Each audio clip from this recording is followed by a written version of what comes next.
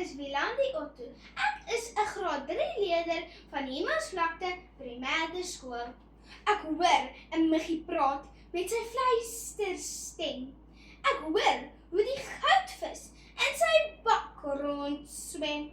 Ek hoor hoe dreun die yskas in die kombuis. Ek hoor 'n muur se voetstappies iewers in ons huis. Ek hoor hoe 'n muskiet by my kamervenster roes. Ek hoor hoe my fiets in die buitekamer rus. Ek hoor hoe val die maan nog op my vensterbank.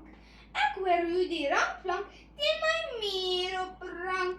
Ek hoor hoe 'n mossie op haar eiers sit en broei. Ek is seker ek kan hoor hoe die grasberg groei.